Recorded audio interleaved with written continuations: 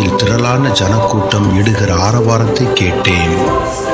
அவர்கள் அல்லேலூயா, இரட்சணியமும் மகிமையும் கனமும் வல்லமையும் நம்முடைய தேவனாகிய கர்த்தருக்கே உரியது. அவருடைய நியாய தீர்ப்புகள் சத்தியமும் நீதியுமானவைகள்.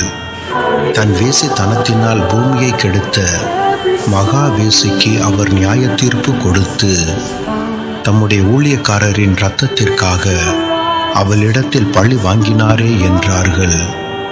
மறுபடியும் அவர்கள் அல்லேலூயா என்று சொல்லி ஆர்ப்பரித்தார்கள்.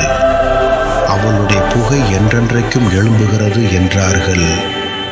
24 மூப்பர்களும் 4 ஜீவன்களும் வணக்கமாய் விழித்து ஆமேன் அல்லேலூயா என்று சொல்லி சிங்காசனத்தின் மேல் வீற்றிருக்கும் தேவனை தொழுது கொண்டார்கள்.